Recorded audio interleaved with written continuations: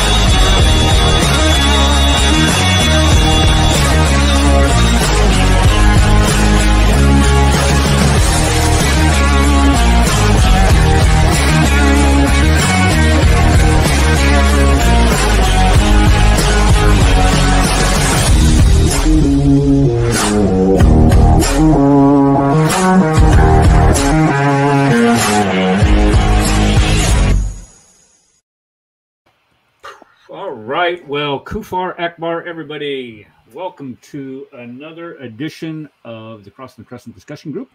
This is a blog talk radio podcast program that is dedicated to rightly dividing the truth between Islam and Christianity. We are here every Tuesday evening at 5 p.m. Central Standard Time and on Sunday at 2 p.m. Central Standard Time. And we generally stay here for, I don't know, about 2 hours or so.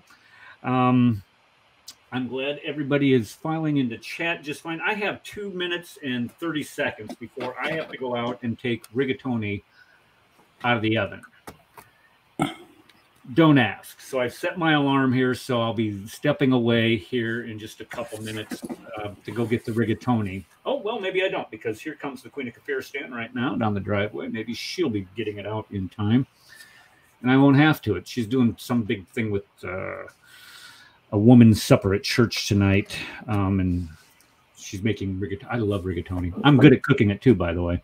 Okay, so tonight, what are we talking about tonight? Tonight we're going to be talking about, we're going to compare Paul and Muhammad, and in doing so, we're going to be borrowing a lot of the content that David Wood a couple years ago had put together in a video series on his YouTube channel where he compares Paul and Muhammad, and he does it one bit at a time. And there were like, I don't know, about 25 separate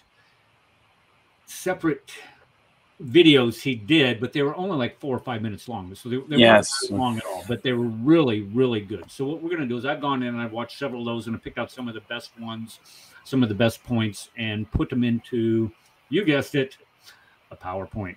So we'll be discussing that tonight. I did want to bring up something that I noticed. I have, I'm an avid reader. I love to read.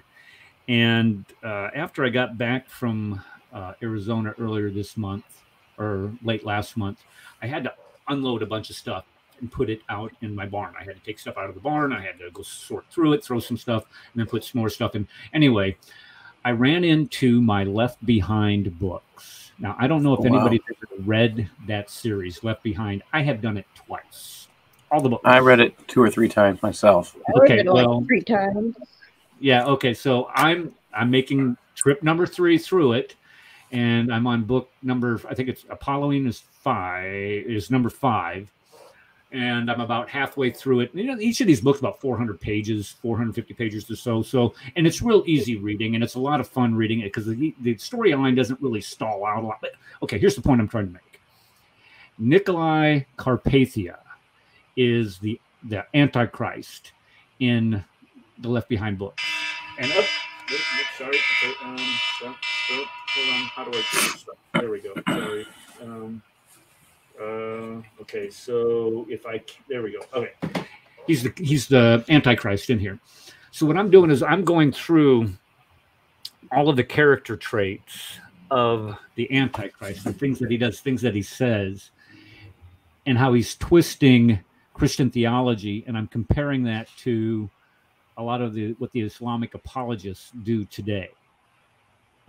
When they talk about Christianity and what the true message of Jesus Christ was, and what our religion teaches, and it doesn't take.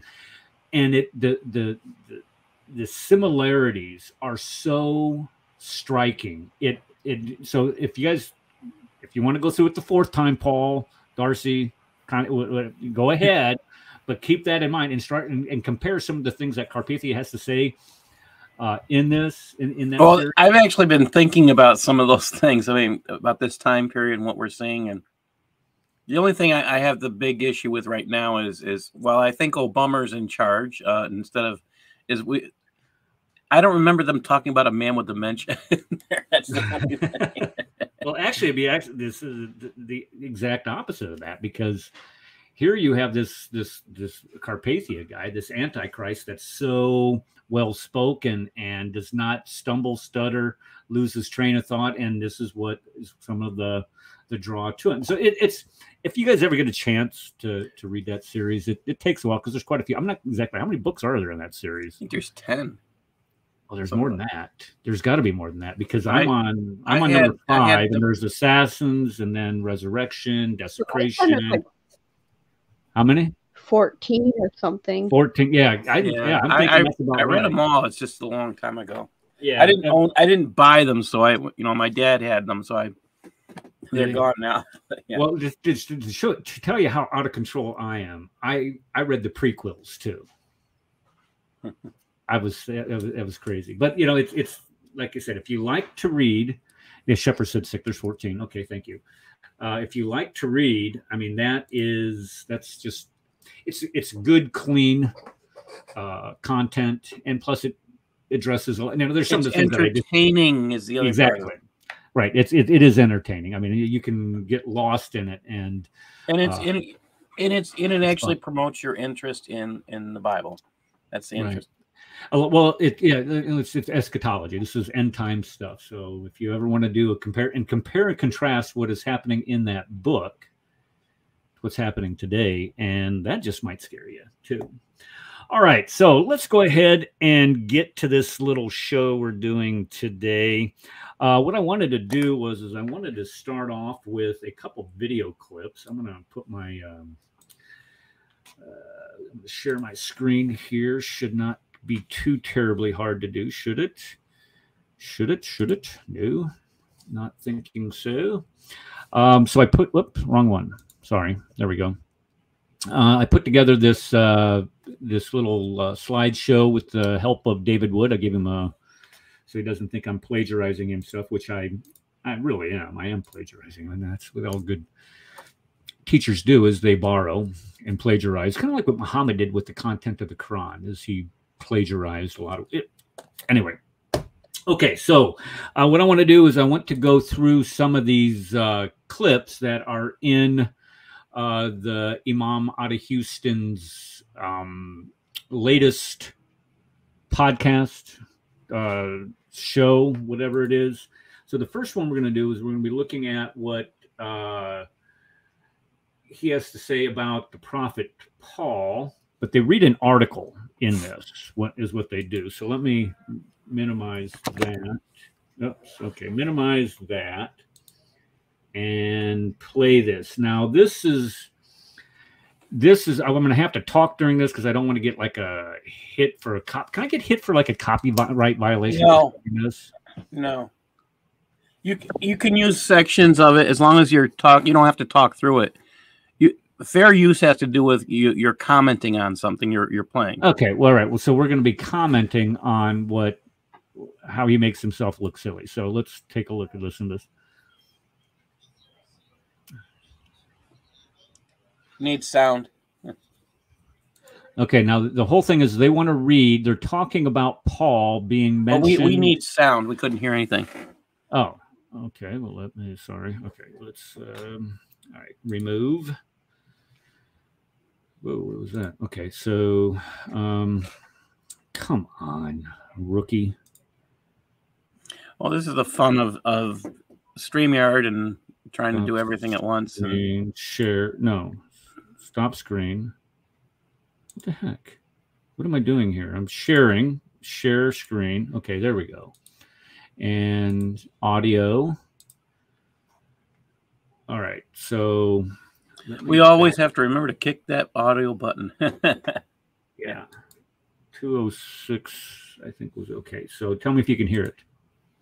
While we figure that out. Well, we got to figure it out. So let's go ahead and read. Okay, so what they're arguing about is, if you read through this is an article that Kenny wants to read, and what they're doing is they're talking about whether or not Islamic sources mention Paul as a prophet. And I just 411. I don't care if they do or not. They mention Paul, but they don't say that he's a prophet, because Paul wasn't a prophet. Paul was an apostle. So the whole point of their show was stupid. According to who? I just read it. I think it's Acts 13 or 14. Says that they came out of the church, the apostles and teachers, and it names Paul. And Paul prophesies to that sorcerer guy. Says the hand of the Lord is on you, and you're going to be blinded. And immediately he was. So actually, Acts does show Paul as a prophet at that time. Okay, Paul was called an apostle. That was his official title. So whether the Quran, I mean, the Quran gets everything wrong, everything else wrong to begin with. So this is not surprising. He was an apostle. Now, if you want to classify him as a prophet because he was able to provide prophecy, that's fine. But his official title was an apostle. So number one, the premise of their show is stupid. But with that said, watch how Kenny wants to, this guy right here. Let me point this guy right here. Can you see this guy? I don't have a pointer there, but his name's Martin. All he wants to do is he just wants to know what is the source for this article. That's all he wants to know. And watch how he's treated here. Read this so we can go ahead and clear this up real quick. Okay, so go ahead and read that, Brother Muhammad, if you'd like. Oh, it's a long hair. Okay, I'll read it if you want me Brother to. Muhammad, that's fine. Kenny's volunteering. Yeah, go on. Okay, it says, is Paul who is speaking? What article is this? Is this a reliable source? Click on it. Click on it. It's in the private chat. Click on it and you'll find it's out. Not active. It's not active. It is active. I just it's on the screen. Okay, now look how much time they waste. I mean, this is how children act. Click on the. Shut up! Just tell me what the source is for the article. But no, now watch what happens. I mean, this is just so. It's just so typical of this. Martin, what you need to do is copy paste it, and then put it into like Google or browser. Yeah. Oh, gee, why didn't I think of that? Okay, so it says, is Paul an accepted messenger in Islam? But who is explaining? I want to know. How about you stop interrupting me? He's just asking. What they're trying to establish is if Kenny's trying to just create something, or if he actually has a source. I don't think they trust him. He's asking what the source is all he's doing. He's like, what's the source? Shit, and then he can explain it to you. How about you learn some manners and don't interrupt me, and let me. Maybe we'll get to the answer that you're looking for. This could be anybody speaking. Okay, right. Of course, it's somebody. That's obvious. The information is still the same. It's not a reliable source. If it's not, Martin, you don't know that because you have no idea what it says. Okay, he doesn't know if it's a reliable source because he won't tell him what the source is. Now listen to his answer. Yet, so you're just bumping your lip for no reason. Just silence yourself and have some respect. Okay. Okay, great. Thank you. Learn. I mean, that's simple decency. How old are you? You're not a child. Insulting. Act like a man. Okay, is Paul? Well, at least we should know where the source is coming from. Listen, you're gonna find out. You've interrupted me 3 times already. Sounds like Nancy Pelosi when Nancy Pelosi was selling the the Obamacare. Well, we have to pass it in order to find out what's in. Man, that's exactly what I was thinking when I heard that day. It's so stupid. I mean, it's not. It's not bad to ask. No, but what it is bad to interrupt someone rudely like that. Sorry for it. He was just asking what your source was. It was whether he's interrupting you. If you just tell him what your source is, you wouldn't have to be interrupted. Interruption. But okay, we'll stop doing it. So let me read it, and then we'll get to get to your answer. At this point, I haven't read it, so I don't know who's. Okay, so we need to read it. Right, we need to read it. No, so listen, we need to read it in order to get to the answer that you're looking for. But you don't need to know the source. So just let me read it. We first have to know where the source is. No, we first need to read it. understand. Anybody could be speaking. Listen, Brother Kenny. I mean, this is so foolish. Wait. Stop. Sorry. I just got the reference with Nancy Pelosi. I'm thinking, what do you guys talk? Nancy Pelosi, what? And then when he said, we need to read it. Okay, guys, here's my... Okay, Rad's the slow one today. I love you, Rad. I'm the slow one. Go ahead. Yeah. Okay, here's you know what? I'll be honest. I was there too. I didn't get it right away. Okay, so here's my refutation to this. Now, you guys listen to why I read this. Okay, here's my refutation to this. Oops, clicked on the wrong spot. Here we go. All right, so here's my refutation. I am Sam. Sam, I am. Wait a minute. What's your source? What's the source of this, please? That Sam I am. I'm asking politely. Where's the source of this first, Eric? Eric, I have to come against you, sir. What is the source of this first before I say that I'm going to believe? I'm going to mute you and put you back. Sir, I'm just asking you politely. I'm just asking politely. I don't like Sam I am. Who wrote this, sir? Who wrote this, sir? Eric. You guys are some of the rudest people on the planet. How dare you? We just want to know who it was first. Of who wrote this, so that we can make a judgment. Eric, you're still reading this, sir. Where's the resources on this? Who is this coming from, sir? Do I really have to do this? All right, it's Dr. Seuss. What's the problem? Well, that's better than the Quran. Please keep reading. It's more reliable. No, actually, it is. That's true, and it's clearer. Yes. More details. Would you please just tell me what the source is? No, quit interrupting. I'm reading.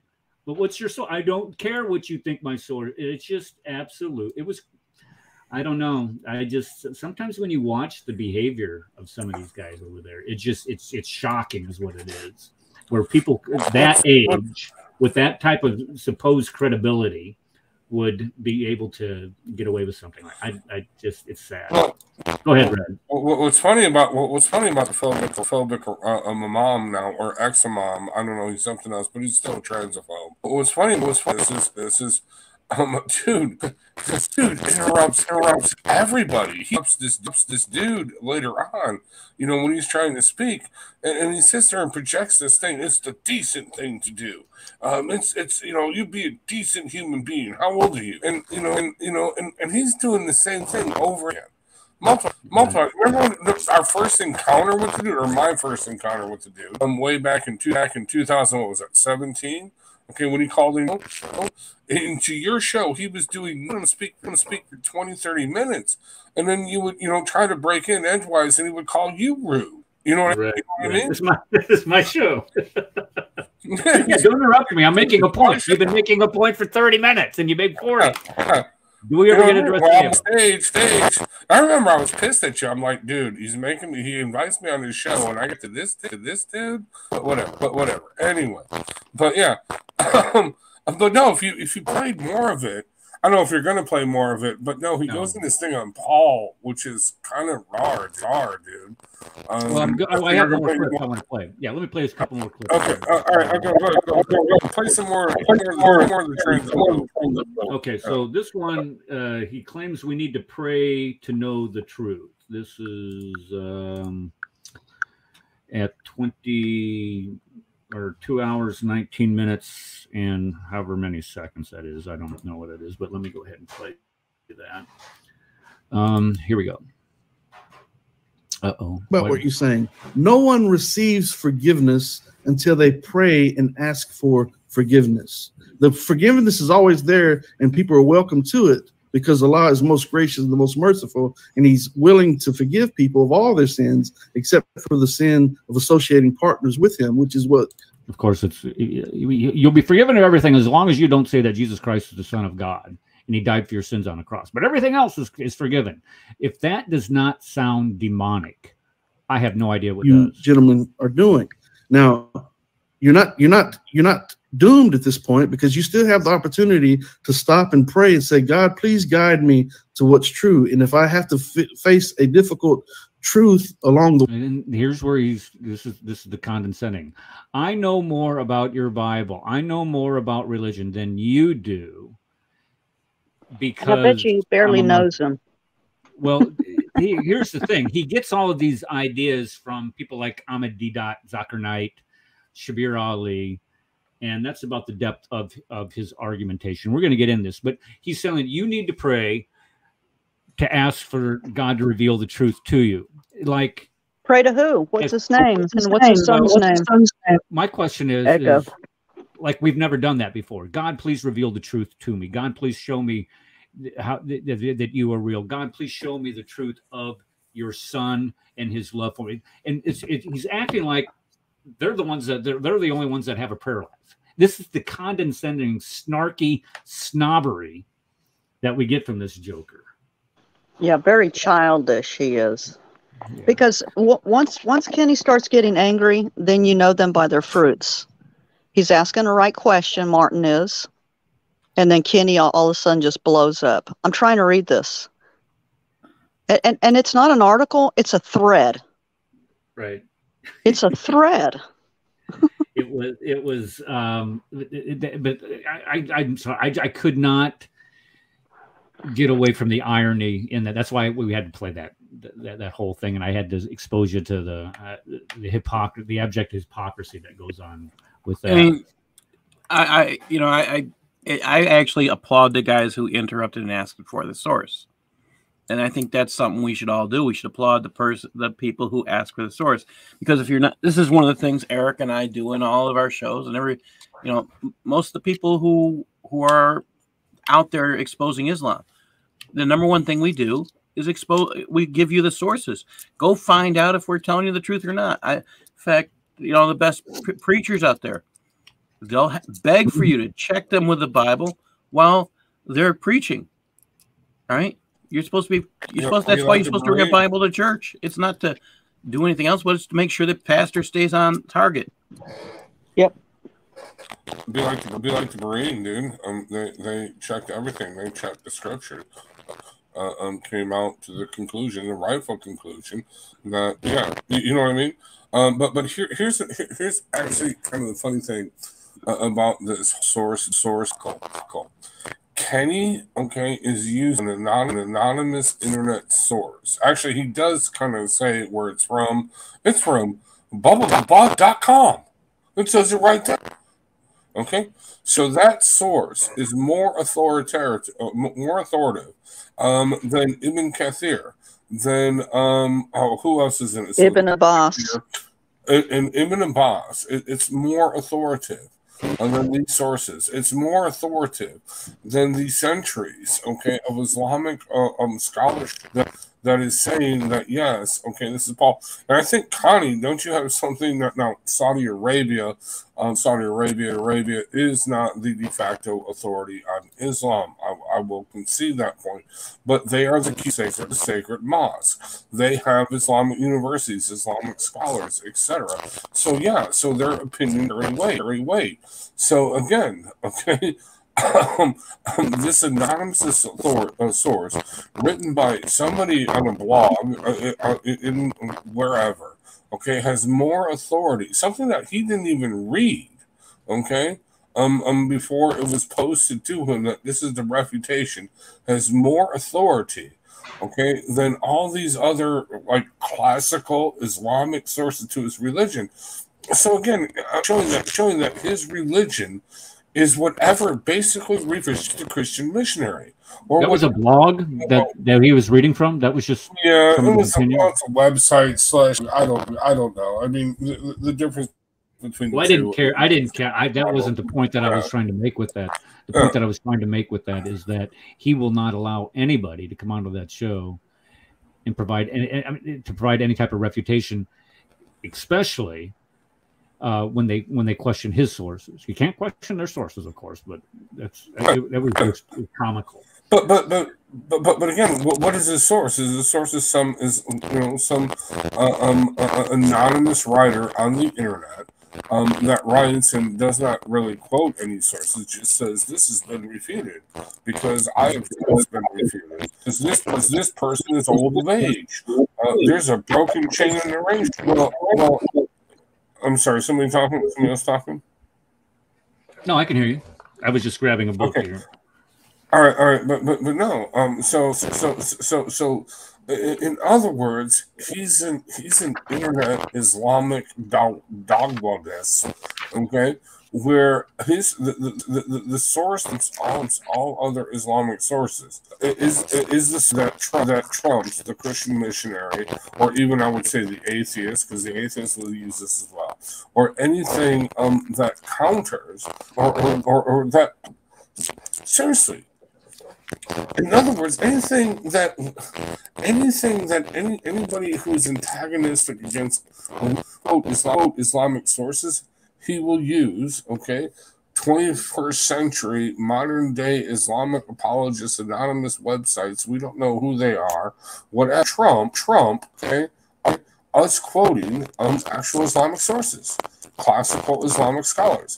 Do you see how that works? I mean, it's just amazing. It's just like okay, well, some dude that wrote on Rafi.com, he says that this is childish and this is wrong and this is not true. Because well, he's like, well, show some respect. Quit acting like a child. Just shut up. Let me ask where your source is and get it out of your pie hole. Exactly. And quit being so offended when people ask you to actually quantify or qualify what you're about to read. And he just loses his little noodle. That was. Well, that's another thing. Okay, think about this. He promotes the science of the hadith. And the article itself says the reason why they reject this because it's a weak chain of narration. Who says it's a weak chain of narration? The person who wrote the article says it's a weak chain of narration. Doesn't quote any reference material. Doesn't quote any sources. Whatever. So the source is the hyper source. Let's say hyper source. When it comes to us challenging the Islamic position, they demand from us. Okay, what's the chain of narration? What's the isnad on that? And they don't know what freaking isnad is, but they just know what to say. Buzzword. Okay, you know what I mean? Okay, so they will demand of us. Okay, this lengthy, long chain of so and so said this, so and so said that, and what was his uncle? Okay, who was his uncle? Who was his brother? Who was his child? Okay, who were all these people? I mean, can we really trust what this person said? You know what I mean? It's a never-ending rabbit hole. But dude, if you actually quote an actual Sahih Hadith, what will they say? Well, and you can say this about anybody in the Sahih Hadiths, and they do. Well, this person in the chain of narration, when people get older, they lose memory. So, when he was older in life, he kind of lost memory, and he couldn't, retell things as well. How do you know that this chain of that his isnad on this, his verification, wasn't when he was younger? See what I'm saying? I mean, seriously, it just they can find any. They always talk about the chain of the unbroken chains. Well, it's only unbroken when it's something they want to promote. If you challenge this unbroken of narrations, or you challenge the hadith with the unbroken chain of narrations, suddenly the chain breaks because they find some old guy that later in life couldn't remember things. Do you see how it works? I mean, yeah. Well, when they talk about the science of the hadith, I don't believe that any further than I could throw the entire collection of the hadiths. I mean, they were written down, 2.5 centuries, or they were compiled 2.5 centuries after the death of Muhammad. And to try to infer or make some type of this is here twice for some reason, to make some type of inference or to give that any type of credibility is absolutely stupid. You're what? I'm on StreamYard on my phone, so I'm going to log off my phone. I went onto my laptop. Okay. I was wondering why you were here twice, but I let you in twice. Look at that. Oh, Connie's back too. Okay, let's go to this next clip. This next clip's kind of fun. Let's see here. And this one deals with the Quran does not mention Paul or Antioch. Listen to this garbage. Right, but it does mention that. It does mention that. Does the Quran? That's the explanation of the Quran. You don't believe that? No. But does the Quran say Antioch or Bulus? No. Do you get every explanation from the Quran? Okay, so since the Quran doesn't say Antioch or Bulus, therefore the Quran does not support Paul as an apostle, as a prophet, or whatever. Well, the Quran mentions Muhammad one time, I think. And when he says it doesn't mention Antioch, the Quran only mentions 9 different locations on the entire planet. And to sit there and use, well, it doesn't say Antioch. Well, it doesn't say Jerusalem either. So what the heck is that? I mean, if you're going to talk about Jesus and Jesus's ministry, Jesus being a prophet, it doesn't say anything about Galilee. It doesn't say anything about Bethlehem. It doesn't say anything about Nazareth. It doesn't mention those. It doesn't even say Egypt at all. So what's the point? I think what's interesting too about this too is that it's far less. There's not a lot of in-depth detail. Like even the apostles, I don't think there's a mention of 12 apostles either. So I think it's the way that the Quran is written or transmitted is the idea that you're supposed to know all of this stuff before you come in. You're supposed to know what again? I didn't. Sorry, I think it's like an echo. You're supposed to already have previous knowledge of all the material. Like you're supposed to have read the Torah. You're supposed to have read the New Testament. You're supposed to have this kind of material before you engage. Well, why would I do that if it's been corrupted? Why would I bother doing that? I think that becomes that's the catch-22. Yeah. Oh, it's more than a catch-22. It's like a catch-44, which is twice as much as. Never mind. Okay. Sorry. And Eric, that's the point. The early. I'm echoing. The early high. Geez, I'm. How about now? Are you echoing now? Okay. No, that's good. I'm okay, I muted the screen. I got to mute the screen if you're going to talk. Just let me know. Go ahead. Okay. Yeah, they're early scholars, like Isa said, they went to the book of Acts. They read the book of Romans by Paul, to more explain and give details regarding the Quran. But today, centuries later, the Muslims are like, well, your Bible's been corrupt. But their early high scholars like Al-Alusi, Al-Qurtubi, and then that one guy's name I can't pronounce, it's real long. They're never talking about that. They're saying the book of Acts of the Apostles, even naming it all the way through. Like we just say the book of Acts now. But they say the book of Acts of the Apostles. Say that last part again. The book of Acts, according to of the apostles. Is that what you're saying? Yeah. They said, the early scholars, at least one of them says the book of the book of the Acts of the Apostles. Mm-hmm. They even name it all the way, like we, when we just talk to each other, we just say, in the book of Acts, chapter this. But even their early high scholars in their tafsirs, they're not putting Paul down. They're calling him a brave man. They're calling him apostle. They're calling him a prophet. I don't know if they are. I've got it. The point that I just want to make is how shallow this argument is. It is. That's today's. And right. You're right. It is today's. Yes, sir. That's the earliest point. Argument, the earliest writers, Islamic writers, supposedly, didn't have a problem with Paul. Right. It wasn't only until they realized that and I'm going to go through this when I get to the slideshow. But it wasn't until they realized that the Quran contradicts the New Testament that something had to happen. Somebody has to be the bad guy. So what I want, Karen made a great point here. She says that Muhammad's mentioned 4 times in the Quran. I was thinking Mecca is mentioned 1 time. So that thank you for the correction on that. I believe I'm fairly certain you're right that he's mentioned that many times. I don't even think if I'm not mistaken, Mecca is never mentioned. It is always the city with the valleys or the city of the No, it's mentioned 1 time by name. It is mentioned 1 time. Really? Okay. I'm fairly certain of that. But Mo is not as important as Moses because Moses is mentioned 5 times. Yeah, and Mary is mentioned more times than Muhammad. Ooh. Oh, that makes Muhammad a feminist, don't you see? That he mentions Mary more times in his Quran than he mentions Ezekiel himself. There you go. He wrote it. Transsexual, but whatever. Yeah. All right, let's get back to this video. This one is priceless. This is what's going to make my day.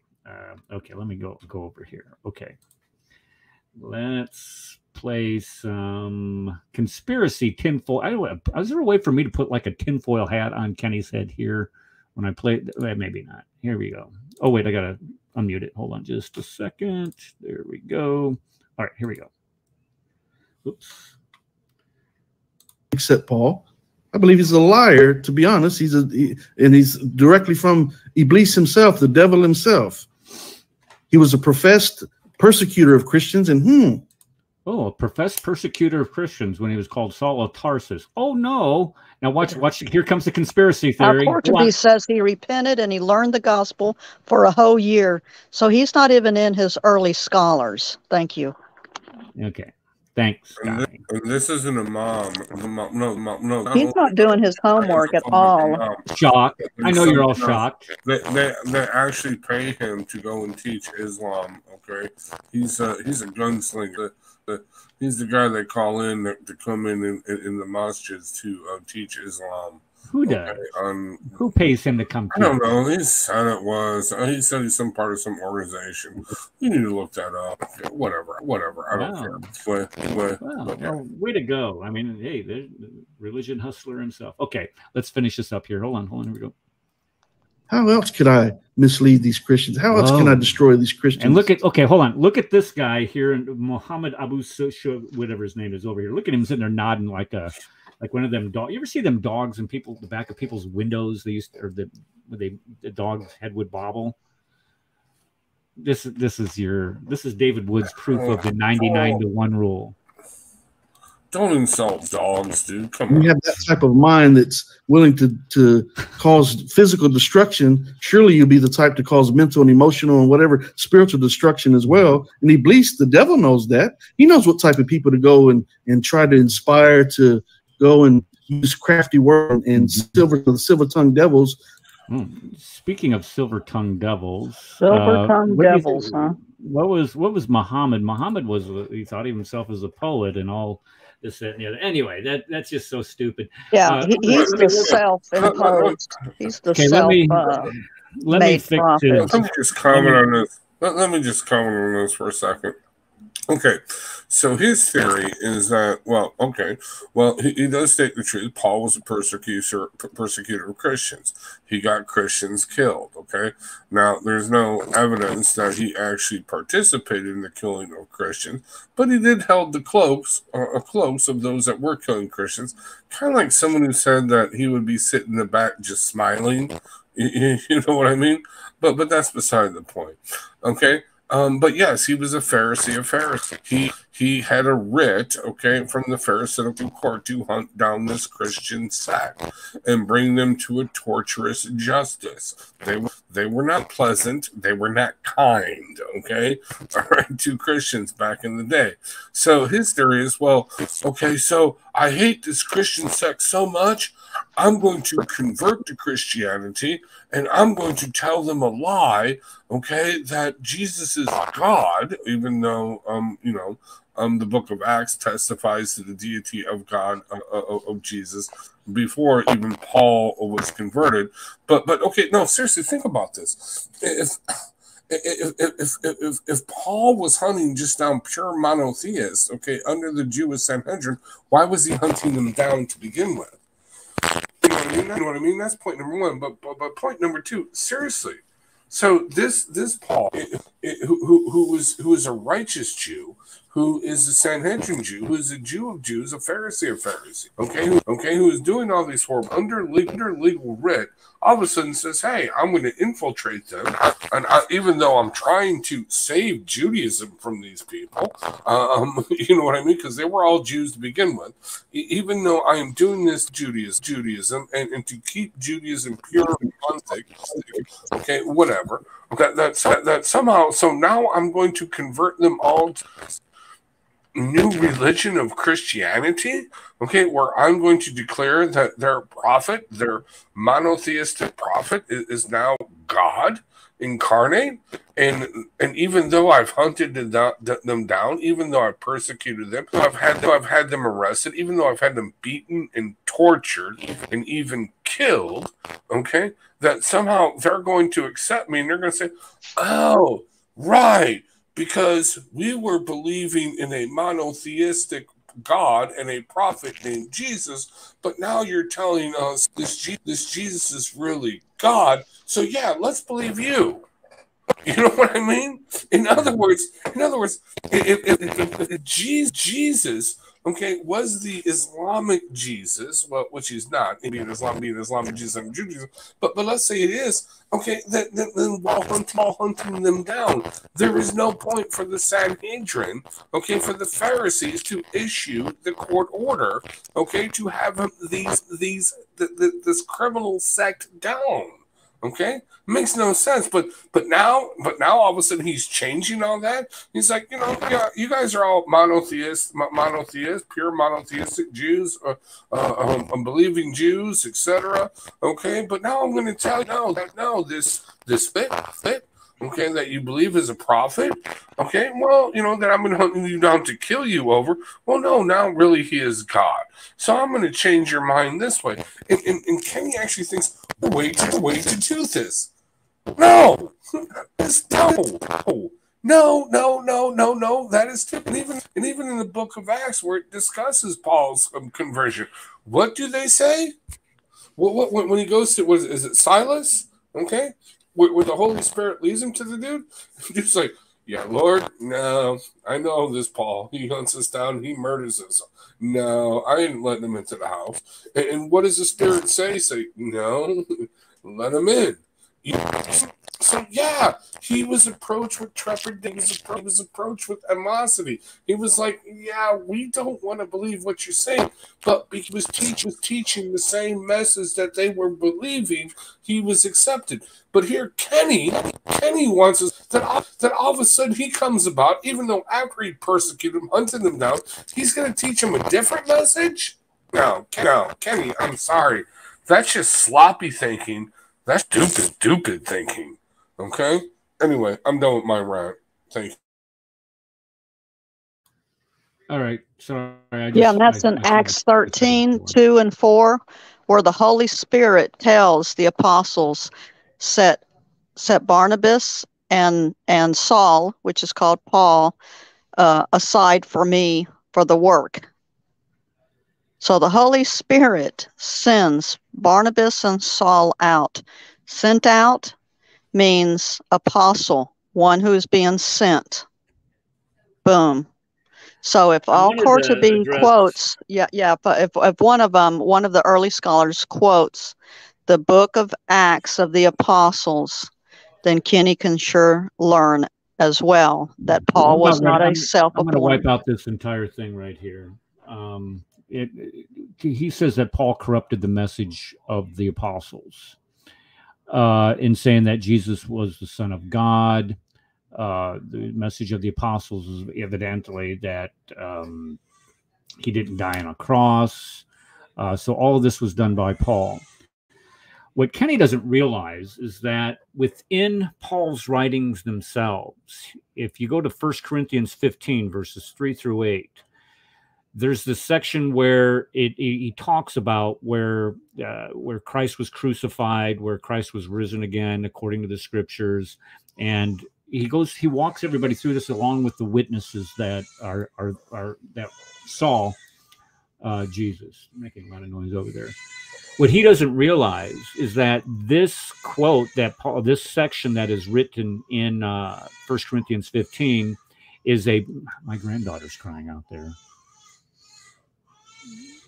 He brought her along. Anyway, what I'm saying is that this part of 1 Corinthians 15 is dated to within a year and a half, or within a year of the crucifixion of Christ. Now, follow the timeline that Kenny's wanting you to believe. Here, Paul is quoting an early church creed, and we've been through this before on the show, and I've explained what the early church creeds are. These were creedal statements by the earliest followers of Christ that was known to be developed within a year of the cross. Paul is quoting this creed, and it's stating all the tenets of that Kenny is denying: death, deity, resurrection, okay? This one creed, this one Christian creed. And Paul, who hadn't even been converted yet when this creed was developed, when this creed was first used, he hadn't been converted and he didn't even start preaching for at least 3 years after the cross, because he went to Arabia for 3 years. Yeah, that's what I was about to say. So what he wants to, hey, buddy, hold on, my grandson's here. Got to say hi. Hold on.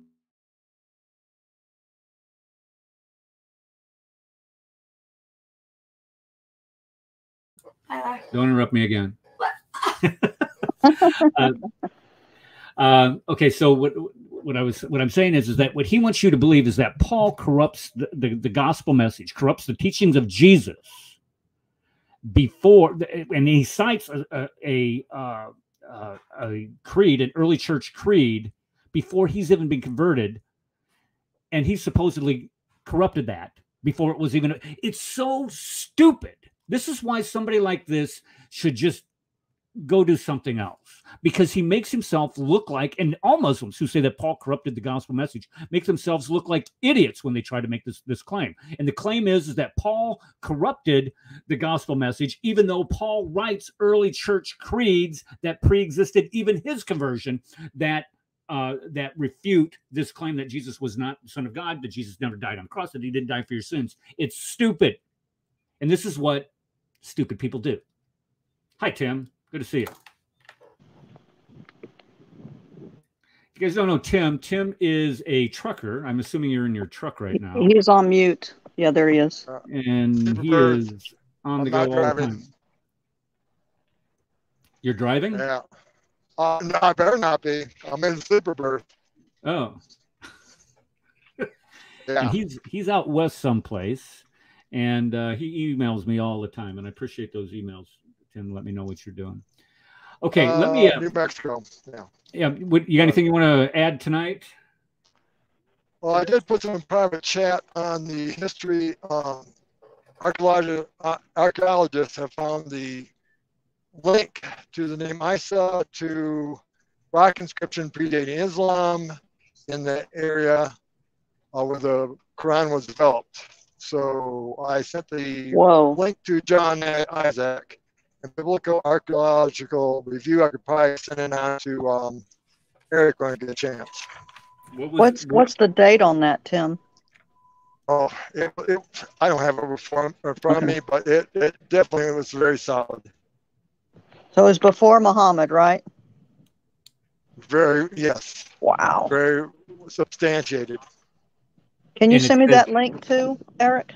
Yeah, can you post it in chat, Tim, or post it in private chat?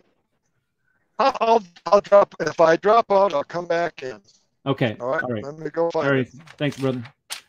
Okay, let's jump over here to the slideshow. All right. So, why Muslims blame Paul? Let's take why Paul? Why not somebody else? Well, let's take a look at this. So the Quran is, here's what they believe. Number one, they believe the Quran is the exact word and speech of God, of course. And so therefore that makes the Quran infallible, because the exact speech of God can't give us false information. So it's infallible. Then the Quran affirms the previous scriptures. It says that, and it even says that you're going to find me in your corrupted book. No, that's not what it says. You're going to find me in the Torah, the Psalms, and the Gospels. So it affirms what the Christians taught. here's the problem. The Quran contradicts the Bible in all kinds of different places. But right. We're not, we ought to do a show some night on just all the contradictions between the Quran and what the Bible teaches. That would be a lot of fun. So, and even the earliest, this is what you were alluding to here earlier, Connie, is that the earliest Islamic writings affirmed the Bible. They believed that the Bible was right. true. They didn't believe it was corrupted. Al-Qurtubi, Al-Alusi, those are the two big ones. Okay. Well, here you have the Muslims. They conquer Spain. They had conquered Jerusalem, and they'd conquered Alexandria, and they had bumped into Christian scriptures up to this point. I admit that. But I guess my understanding is that they had a real problem, real coming to Jesus. Wouldn't that be cool? Coming to Jesus moment. They had a real coming to Jesus moment and understanding that hey, wait a second, our book actually contradicts this book. Now, they conquered Spain in 7 something, I can't remember what it was. So you're talking the 8th century, but they didn't come to realize this until around the 9th of the 10th century. So they have to come up with some type of rescuing device. Now, if the Quran contradicts the Bible then therefore has to be wrong. The Bible has to be corrupted. Then the problem becomes they have to have a boogeyman. You can't blame the apostles, the people that were with Jesus, the eyewitnesses to Jesus, because you can't. That's not how you do history. And even some of the earliest ones probably realize that. So they have to come up with a boogeyman. So who do they come up with? Well, they come up with Paul. Why? Because Paul was not a follower of Jesus during Jesus's ministry. So here you have the perfect boogeyman. And plus Paul, he writes over half of the New Testament. Is this the link, Tim? Can somebody pull up that link in chat and that's there. Tell me the date of that? Okay, so let's go ahead and do some comparing and some contrasting of Paul and Muhammad. Now, remember, this is not Kaffir doing it, Dr. Kaff here doing this stuff.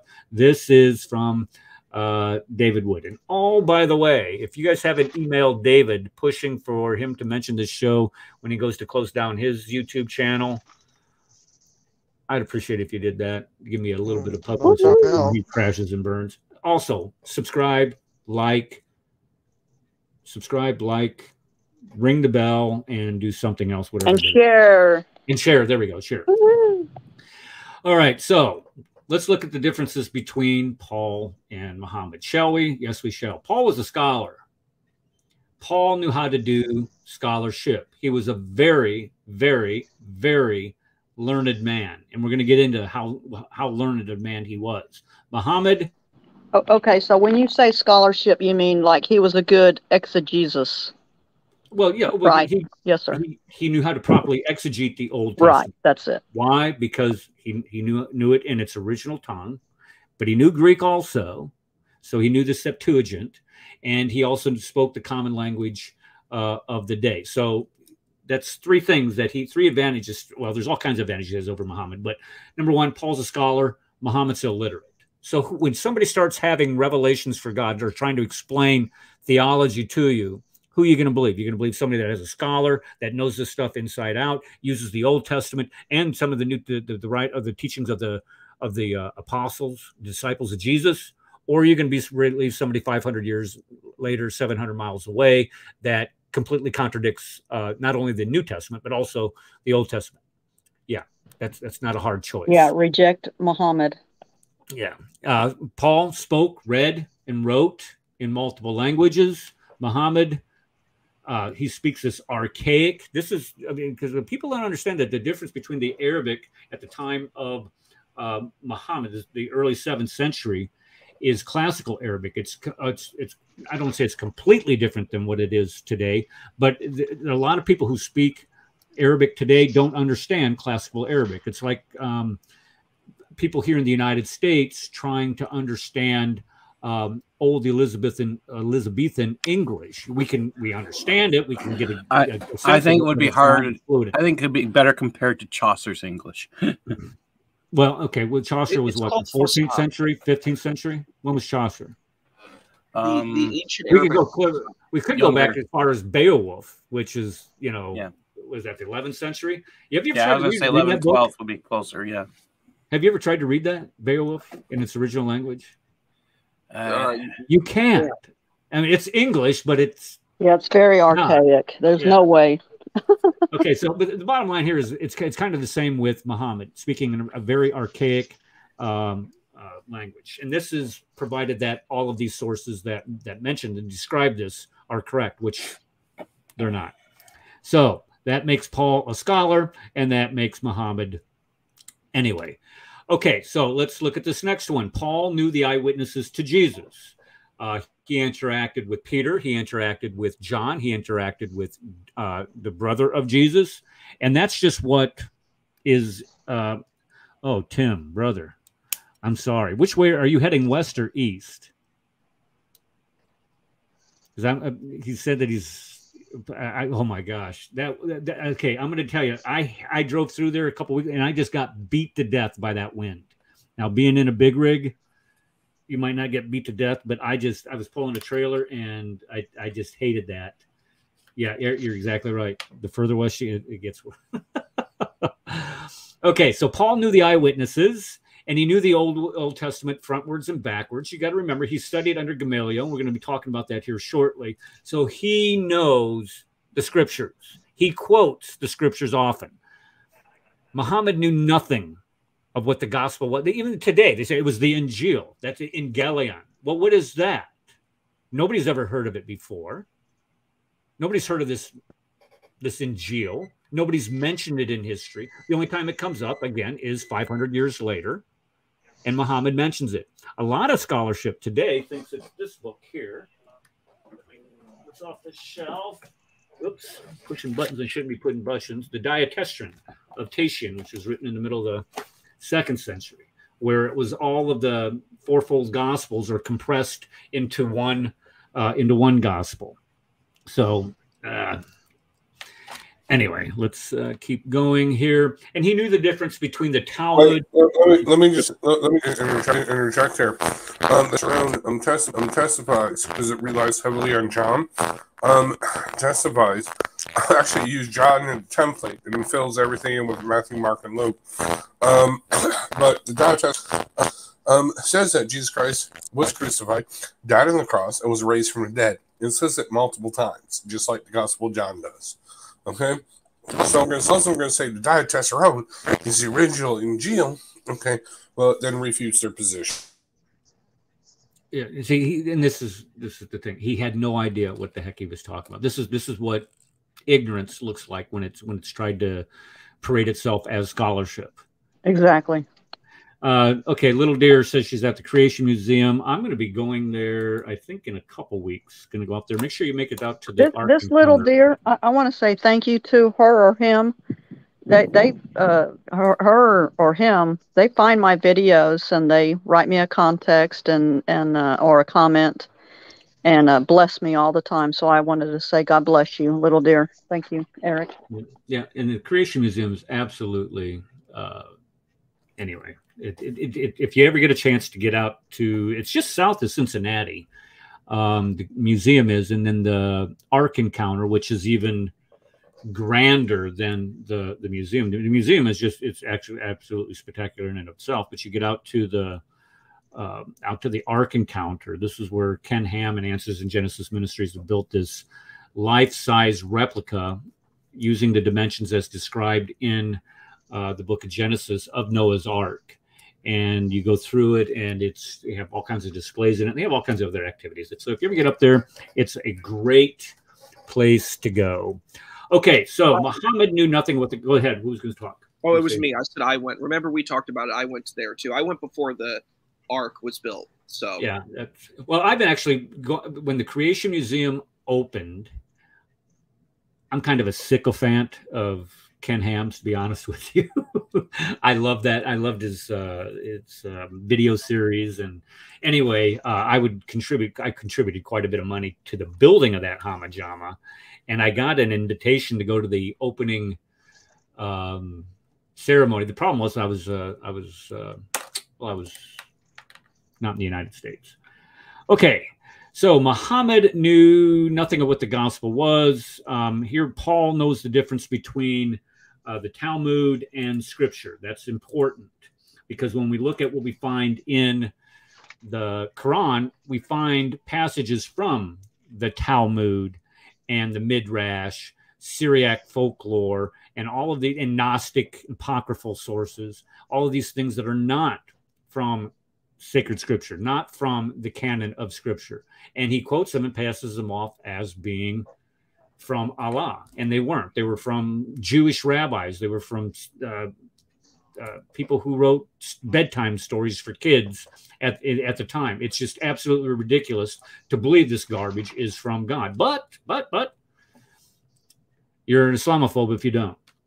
Okay, and here it is. He incorporated Gnostic apocryphal sources in the Quran, which everyone knew were not true. And this is why in the Quran you have no less than 4 places while he saying that, well, he's only telling the tales of ancients.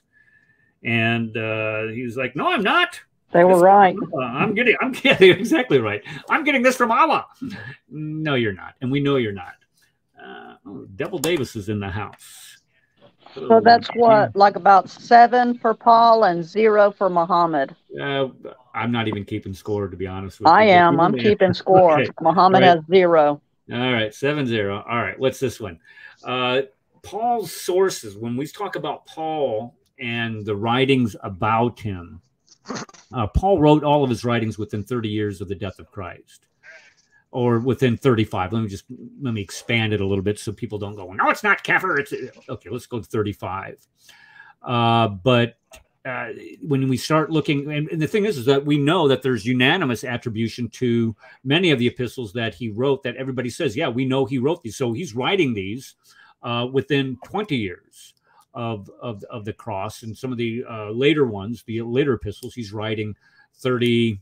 I would even say 30 years after that. He's influencing Luke when in the book of Acts, where the book of Acts actually ends with Paul in prison in Rome. So here you have early attestation for Paul's writings. This is the point. Early, very early. The book of Acts is written within 30 years of the death of Paul. Well, with Muhammad, the earliest attestation that we have about the life of Muhammad is not written down for 100 years with Ibn Ishaq's Surah Allah. That's 100 years, a century. But it even gets worse. How does it get worse, Kafir? Well, Ibn Ishaq, we don't have anything from Ibn Ishaq. There's no surviving writings from Ibn Ishaq. What we have are the writings from Ibn Hisham. And Ibn Hisham is 2 centuries after the death of Muhammad, and even Hisham even admits that he took out some of the more embarrassing things, if you can ever do that, marrying a 6-year-old little girl. And if you can even do that, he took out more of the more embarrassing things about the life of Muhammad. So okay, hang on. Let me push back here. So maybe I heard wrong. You said we didn't have anything that was written by Ibn Hishaq? Correct. Oh, okay, that's not correct. I have. And it was from Ibn Hisham saying that Ibn Hishaq wrote this. So I'll send that to you, and that's talking about Paul as well. No, Connie, you're missing. Okay. I wholeheartedly admit that. Oh, okay. Maybe I heard wrong. Yes, sir. No. Ibn Hisham got his material from Ibn Hishaq, but we don't have anything that survives from Ibn Hishaq. Is the point? All we have is an edited version of what Ibn Hisham. Okay, I got you. I stand corrected. Thank you. No. Because it's fine. I appreciate the clarification. But when we go back to Ibn Hishaq, and think about this, this is still 100 years after the death of Muhammad. He's putting this stuff down. Yeah, that's terrible. And then you don't get anything from Ibn Hisham for 200 years, and he propounds off this edited version of the life of Muhammad, the biography of Muhammad. So big difference here. Paul, let's see. And then even the Sirah of Paul is mentioned in there because it says along with Peter, and this is, let me pull it out. Doggone it. We were reading this right at the beginning prior to the show. Here it is, page 653. Those whom Jesus, son of Mary, sent, both disciples and those who came after them in the land were Peter, the disciple, and it says Paul with him. So he's saying right here in this book, which is written originally 100 years after the life of Muhammad, edited by Ibn Hisham, and pawned off as the actual biography of Muhammad 200 years after the life of Muhammad, even says that Paul was with Peter. And it says that they're sending out apostles. So it even refers to Paul as an apostle, sort of. But I don't even care what they say. But say the apostle Paul, why would it be in the Sirah if that was the case? It makes it makes absolutely no sense. Now, this even the Sirah of you said along with Peter, so it mentions Paul in the Sirah of Muhammad. Yeah, it mentions Paul. Do you know what page that is? Just on the top of your head. If not, I can look it up. It's no big deal. 653, I think, is what I said. 653. Thank you, sir. 653 and number 972. 653, 972. Thank you, sir. You're looking it up on the internet. Yep. Yeah. Well, I've got that book. Yeah. So yeah. Let's see here. What does this say here? The Chart of Paul's Travel. Actually, I have 2 of those books, and I'm still to send that second one to Darcy. What the life of Muhammad. Yeah, I got 2 of them actually. So Darcy gets your second one. They're not cheap. Oh, well, not cheap. I'm selective, but if it's worth it, then I petition to my husband, and he normally says yes because he knows what I do. Yeah. There you go. Okay, most of the information about Muhammad comes from Hadith, Bukhari, Muslim, other compilers, Al-Nasi, Abu Dawud, Tirmidhi, all these guys that were Tirmidhi. I might be wrong on that if he was, but anyway, there's like 6 main compilers of Hadith, and all of these Hadith, these sayings, these things describing what Muhammad did, they come 250 years after Muhammad's dead. This is where these people compile these things that they know Muhammad said, they know Muhammad did, and they put them into this big collection they call the Hadith. And that doesn't come for 250 years after the death of Muhammad.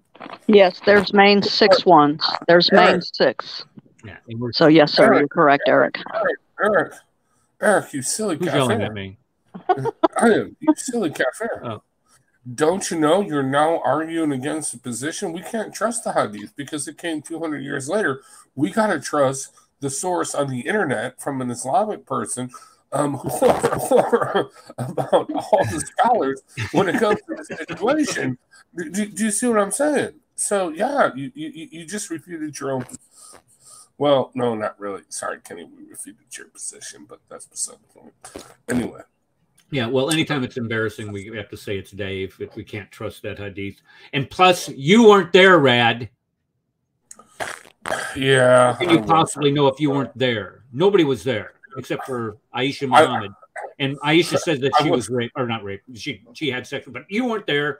Only Aisha and Muhammad were, and Aisha says that they had sex when she was 9, but you weren't there. You know what you're talking about.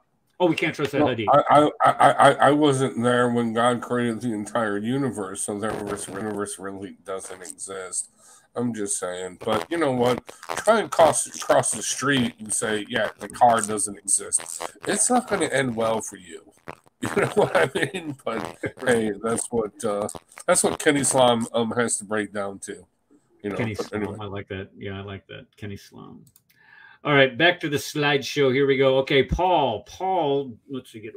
Here we are. Paul debated with the scholars in Athens and the Epicureans, the Stoics, and he knew their sources, and he quoted their sources to them when he argued with them.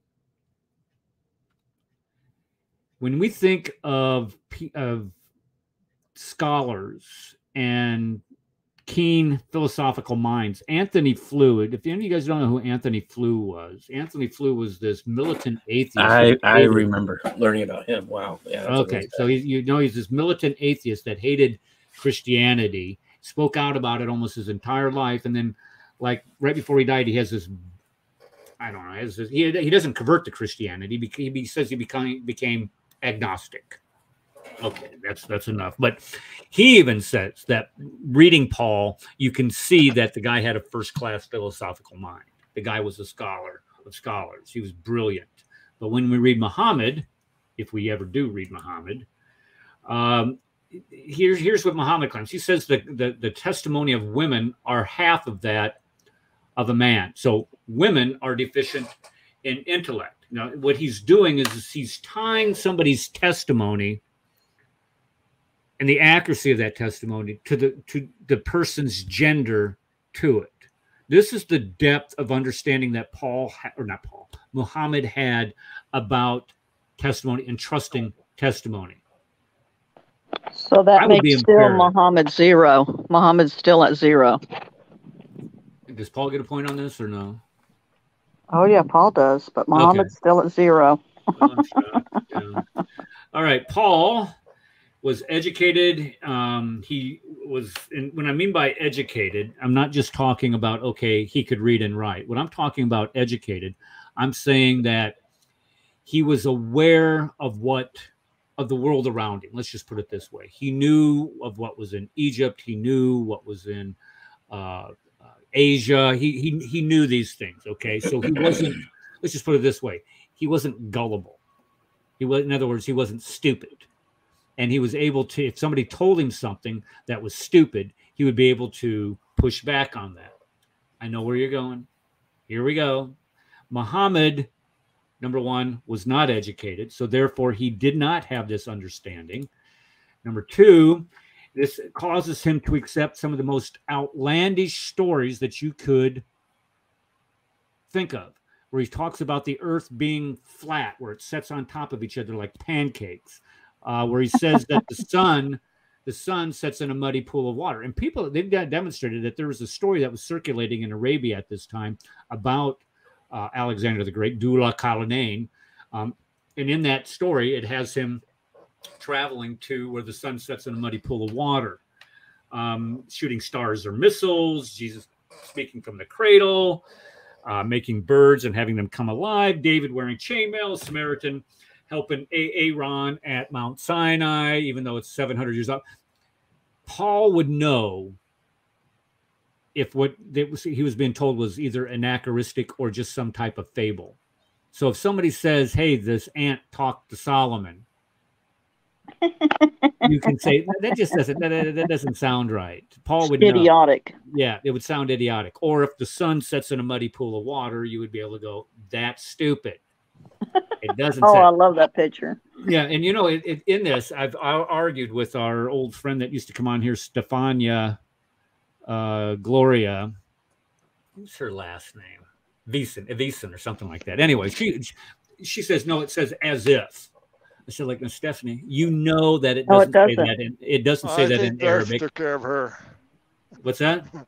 I said Darcy showed up and she left. Who's that? Stefania? Darcy started engaging with her on Facebook, and then when Darcy showed up in group, no more Stefania. Yeah, she's. Oh yeah, Darcy, get him. Darcy knows Islam and the Bible like the back of her hand. Well, she's, you know, when you engage her with facts, she just kind of leaves you alone. But with her, she was actually promoting this show at one time for me. Like the first year I had this show going, she was promoting the show. But then she had all these haters sending her, what are you doing promoting Eric's show? What kind of Muslim are you? But anyway, okay, so let's look at this one. So when we look at Paul, he's the first-rate century intellect. Talking about me? Was that Tim? That's Tim. Yeah, Tim was throwing you under the bus, Darcy. Yeah. Well, Tim, I'm Darcy. Then I pulled her out of the bus. No, he didn't throw you under the bus. He said when you showed up in Facebook, that person left. Oh, well. Okay. I go back Darcy a long way. It's all right. So. I didn't know if I recognized my last name. I'm just using a different name right now. Yep. Yeah, okay. Sorry. Darcy, continue. The one and only.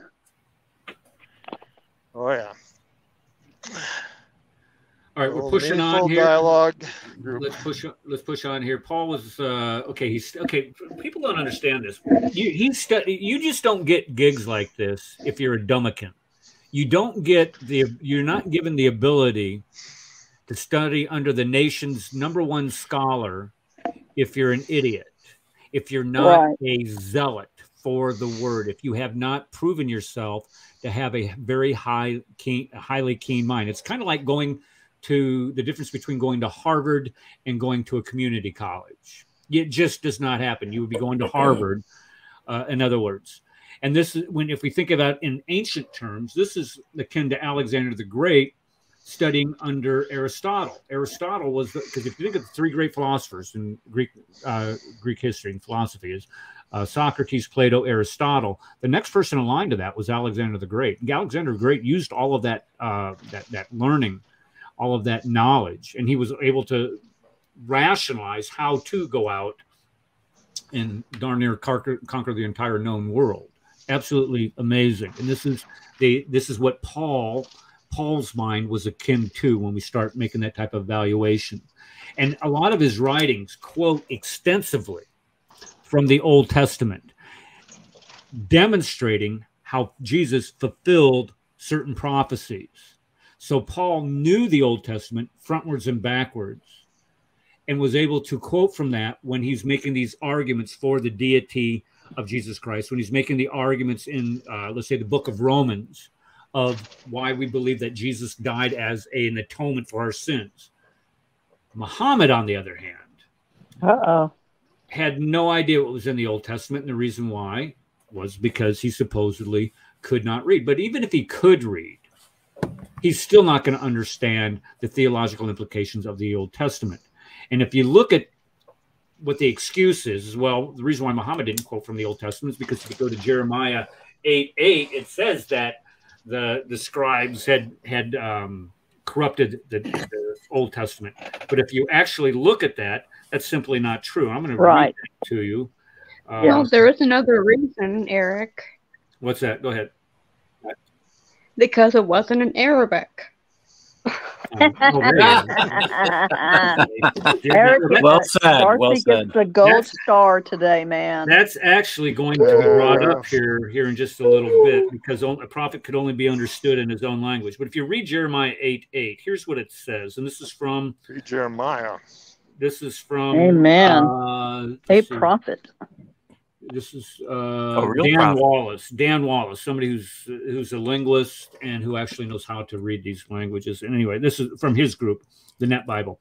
How can you say we are wise? We have the law of the Lord. The truth is, those who teach it have used their writings to make it say what it does not really mean. So when you properly translate that passage, what Muslims like to do with that passage is say, look, it even says there in the Old Testament that they corrupted the Old Testament. No. How would they know? That's the question. Well, how would they know? Right. How can they trust that verse in Jeremiah 8:8 if it's all been corrupted? So how would they know? Well, they have to use the Bible in order to figure out what their own book says. So it can't be corrupted.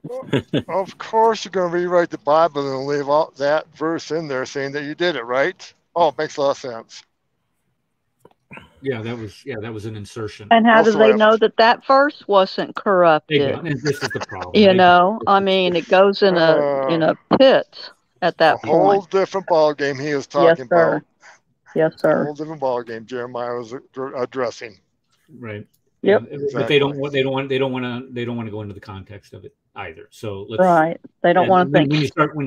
So Paul is at 14 and Muhammad is at 0. Sorry. Okay, let me see if I can help. Let me see if I can help Mo out here. Okay. And also he claimed that the Old Testament prophecy would be prophesied of in the Old Testament and the New Testament. Oh, okay. So he's in a corrupted book now? That's exactly right. Exactly right. He's right there in the Gospel of John, don't you know? You know the Gospel of John that says Jesus was the Word. And, so he's the Holy Spirit, he's the Holy Spirit, which all of them now say it's Jibreel. So they've actually thrown Muhammad under the bus if they want to claim. Pastor just did the first 6 verses of chapter 14. I pointed them out. I mean, those 6 verses and I showed him that 16 was the one they used for Muhammad. And he just, his eyes just rolled back. Says, did they even read the rest of the surrounding verses? They didn't. No, they don't. Nope. Because when it says that I am the way, the truth, and the life, verse, what is that, 14:6. But Kenny, but Kenny says, but all of the prophets, which they want to include Muhammad, all of the prophets were the way, the truth, and the life. Well, Jesus says, I am the way. And this is in that video that you showed today. Yeah. It was not the way, the truth, of the life. Adam wasn't. They never said that. They just say all that so they can thump Muhammad in there. And that's so childish. It's so deceitful. It's trickery. It's not how scholarship's done. It's not how facts are arrived at. And this is what they try to do. It's just this bait and switch type. Eric, you're breaking up. No, Eric's good. Can you hear me now? Can you hear me now? Eric's good. You're clear. Really. Eric's clear. I didn't hear any breakup. Okay, Paul lives in Israel at the same time that the disciples of Jesus did. Muhammad, he lived 700 miles away, 500 years later, in a completely different land that speaks a completely different language, that is in completely different culture. Just saying. Paul encountered Jesus. Muhammad, he only had access to stories about Jesus. And these stories include Mary giving birth under a palm tree, speaking from the cradle, giving clay birds life.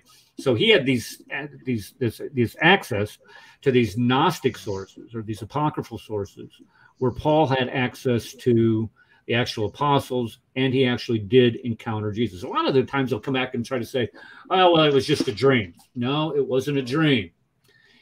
It wasn't a vision. And it doesn't say a dream. Yeah. Right. Well, a lot of people say that what people who don't read it thoroughly, this is sometimes the argument that they'll make. And then they'll say, well, there's 3 different versions of this and they contradict one another. No, if you properly exegete what they say, there's not a contradiction. I digress. Okay. What else we have? He knew the teachings of Jesus and how they applied to the Old Testament. Muhammad had no idea of the application of the teachings of Christ to the Old Testament because he had no idea what the Old Testament said.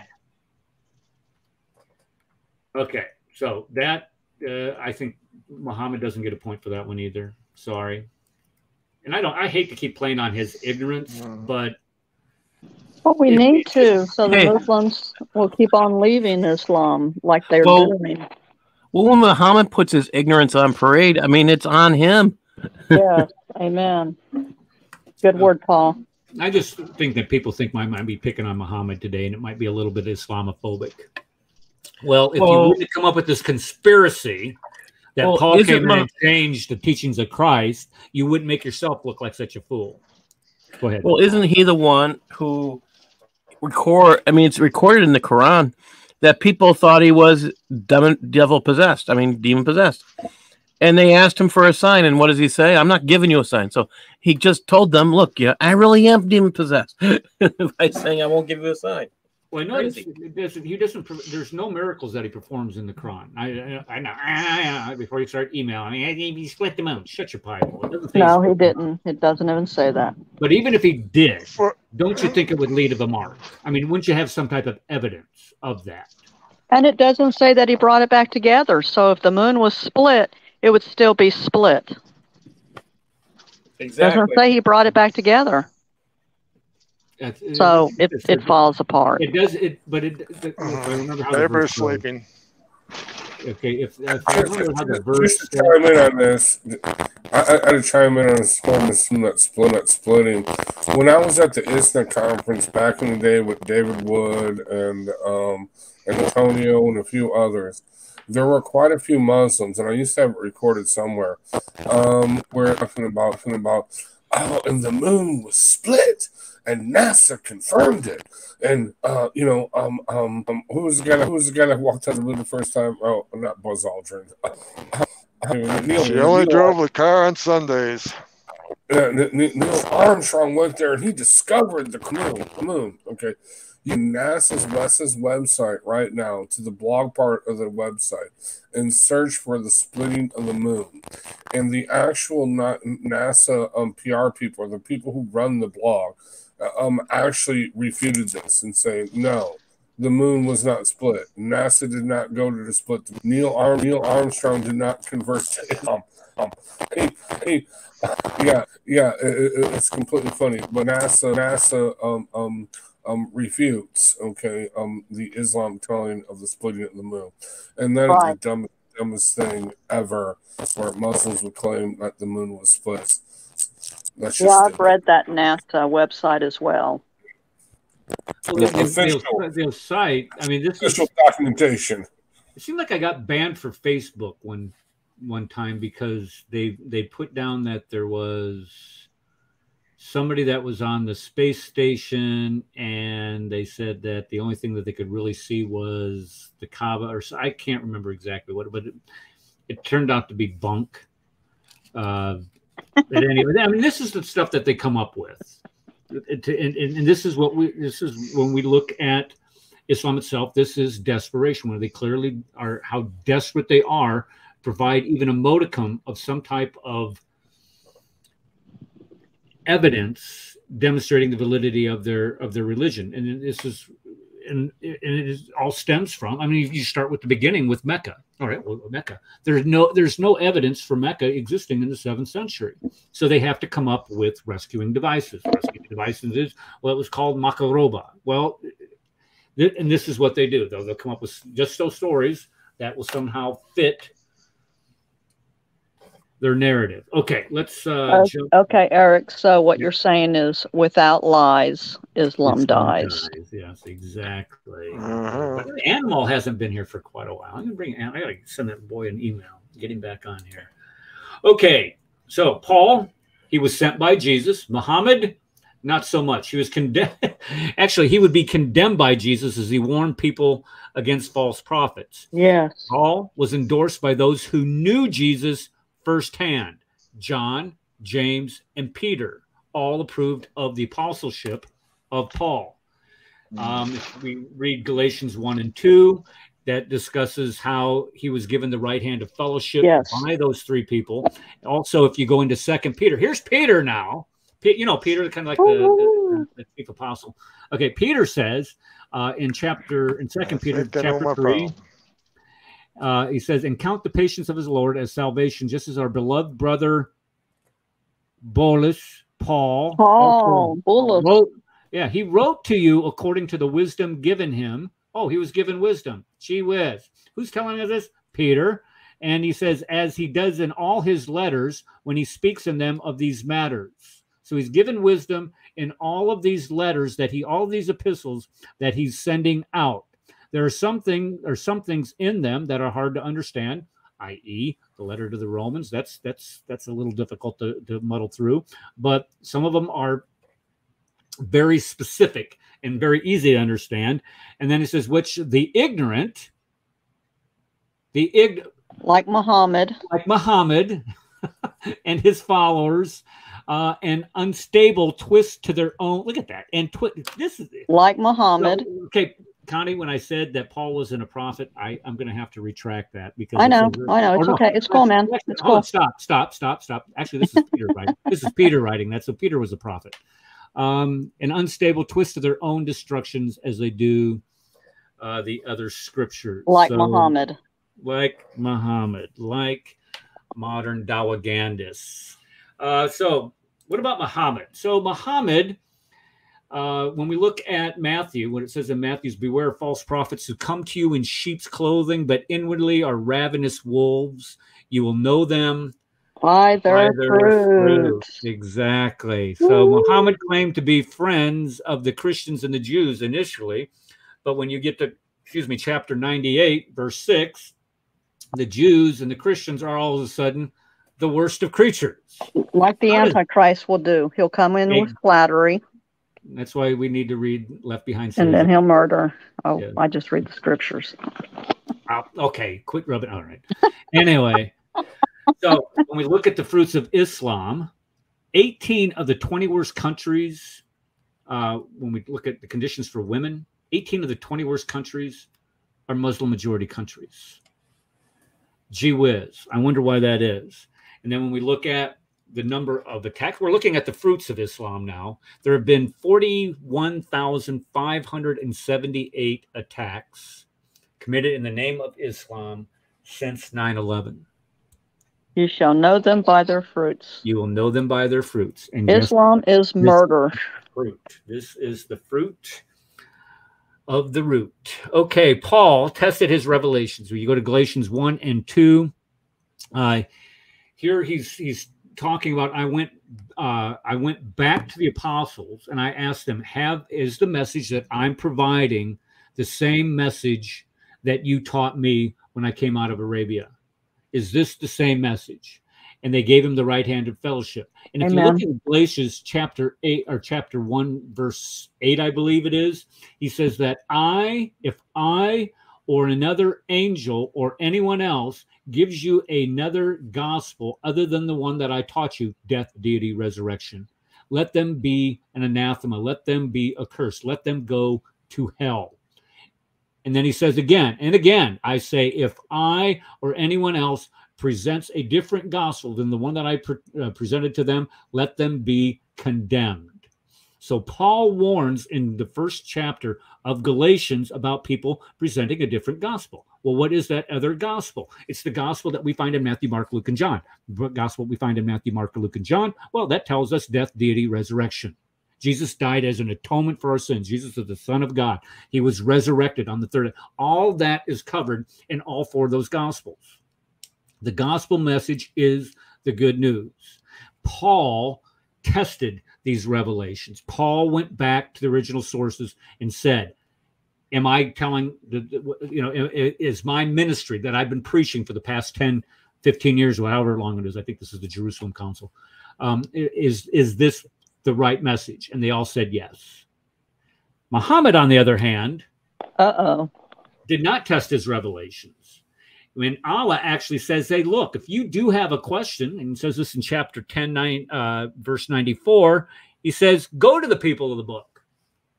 You're supposed to go to the people of the book if you are in doubt of what I'm telling you. Well, if you mean the book that's going to be corrupted? How come Allah didn't know that book was going to be corrupted, right? That's exactly my point. Why are you sending somebody to go to a book that has supposedly been corrupted in order to verify what I'm telling you? That makes no sense. And here's the thing. Yeah, we have Eric, what? What we have today is not what was back then, apparently. The Bible that we have today isn't the same one that we had in the 7th century? According to Muslims. We don't have the original, so it's correct. Well, what we do have, okay, this is written in the 7th century. Okay, 7th century. So-called. So-called, exactly. And if he's saying go to the people of the book, so he's going to the people of the book that lived in the 7th century. The people that lived in the 7th century have the book. Yes. And that book that they had in the 7th century is the same book that we have today. Yes. So you can't, and I understand what your argument is. Their argument is, well, you don't have the originals. We don't have the original John. We don't even know who wrote the book of John. I've heard those arguments before, and you're absolutely right. They're maddening, and they're specious at best. Deceitful. Yes, deceitful that's even a better word. Okay, so who gets the point on this one? Darcy does. I was actually saying Paul or Muhammad. Oh, Paul. Yeah. Paul is at like what, about 20, and Muhammad is at like 0 so far. Okay. Yeah, but I'll take a point. Yeah, Darcy gets the second point. She gets the second gold star. Can he get negative value for not earning any points? It just kind of reminds me of that. Yeah, because he goes against Islam. Is that a clip from Happy Gilmore where he says, I award you 0 points. We're all that's Happy Gilmore. You're right. Okay, that's what those are the dumbest things that I've ever heard anybody say.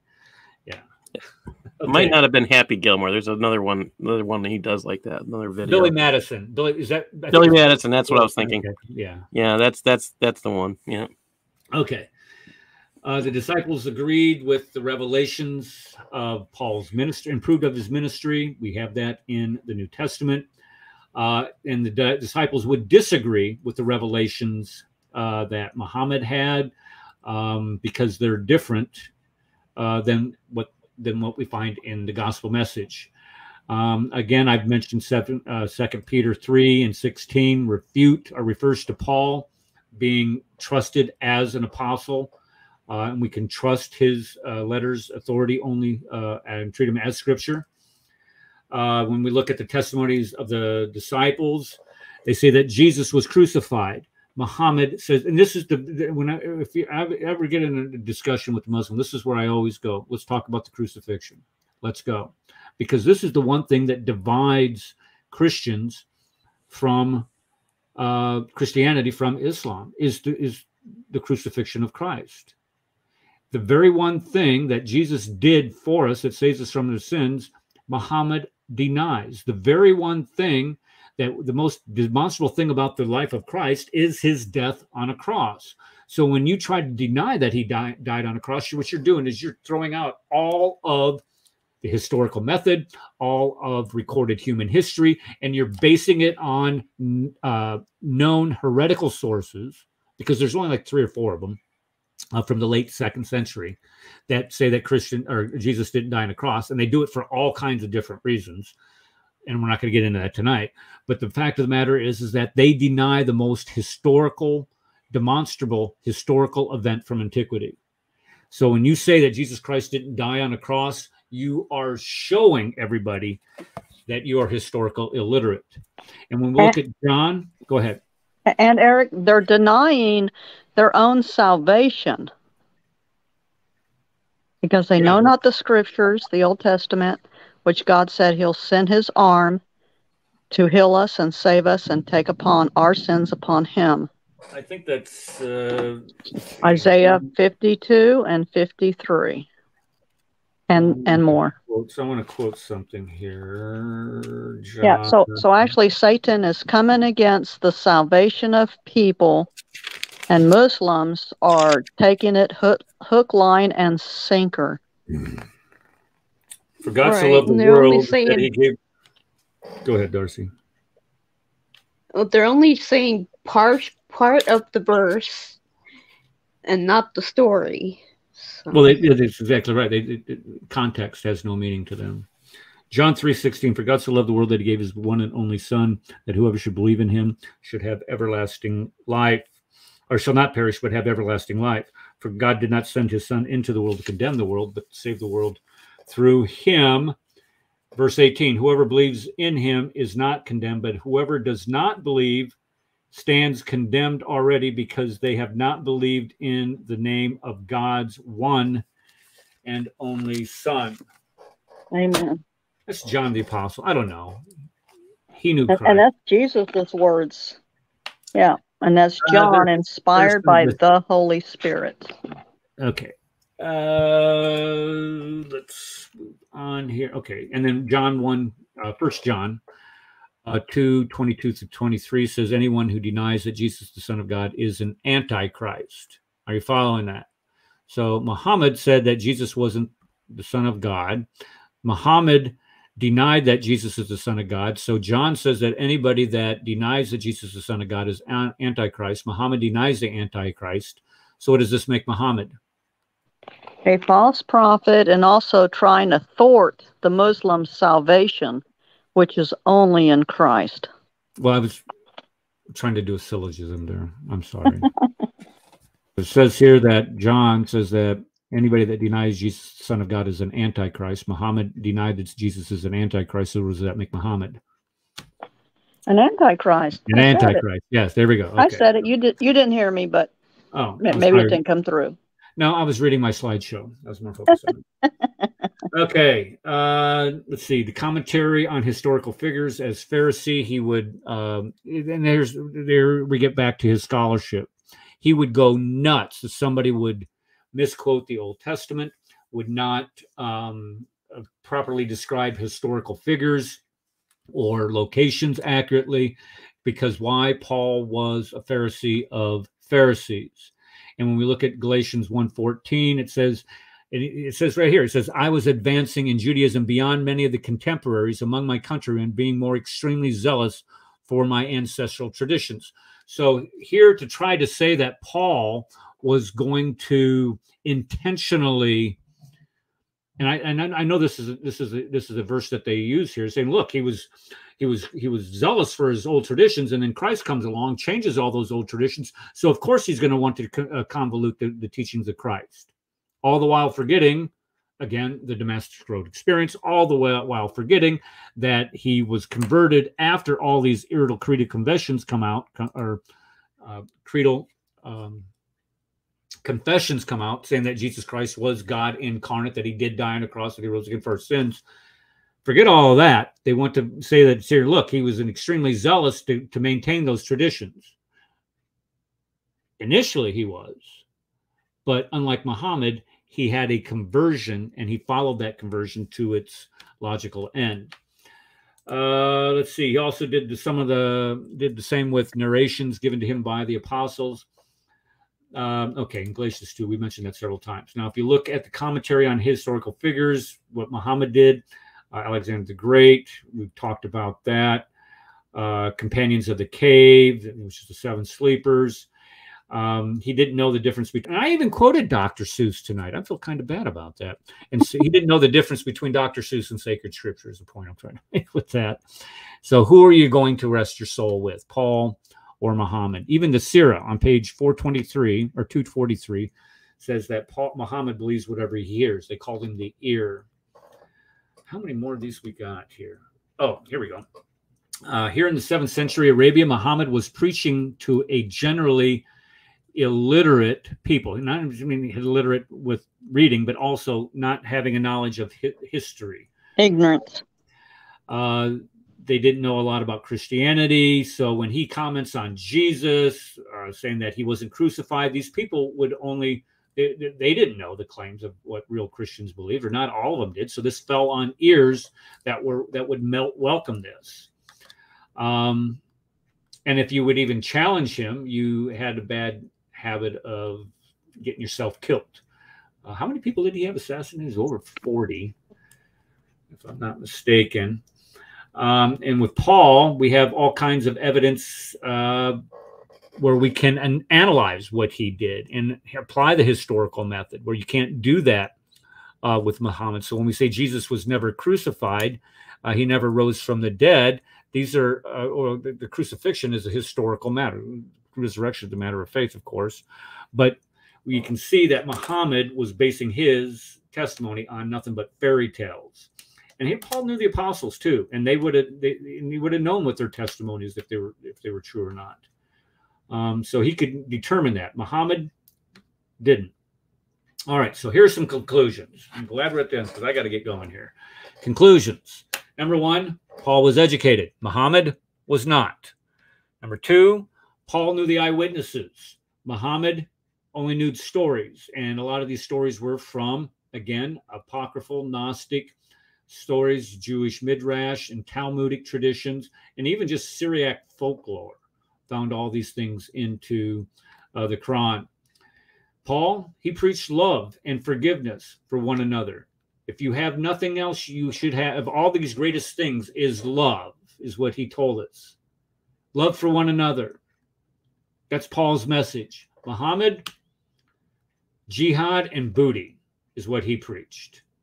Paul quoted extensively from the Old Testament. Muhammad, when he even commented on the Old Testament stories, he ended up screwing those up quite a bit. Right. Again, here, this is why we need to do a show on how the Quran contradicts, or how many things Muhammad got wrong about the Old Testament. Because I know it's just an anachronistic character of the story of Haman being in Pharaoh's court. Number 1, Haman's in Persia in the book of Esther in the 7th century, and he has Haman in Pharaoh's court at the time of Moses and at the time of Joseph, 1400 and 1800. So I gotta sneeze. Sorry. He gets the story of Moses being pulled out of the river wrong. He has, I think it's the wife of Pharaoh pulling Moses out instead of the daughter of Pharaoh. So there's just so many things that he gets wrong about the Old Testament that I think would be a good idea to do that. And like I said, Paul quotes extensively from the Old Testament, and the reason why is he knows the Old Testament. If you look at the fruits of Paul's teaching and you compare those fruits to what Muhammad taught, I believe there's been over 270 million people, I think the number is, that have been killed in the name of Islam in the last 400 years. 270. Islam is murder. That's a bloodbath. A lot of, I mean, and it isn't just Christians that he went out there and whacked. Jews, Zoroastrians, Hindus are my goodness, the Hindus took the brunt of that. I mean, the Hindus have been just over 70,000 way back when. No, we're talking millions of Hindus have been killed. Oh, to this day, I agree. Yeah. Yes, sir. Paul died a martyr's death. He was beheaded in Rome around 64 AD, I believe, is what they put the time is. The time for that,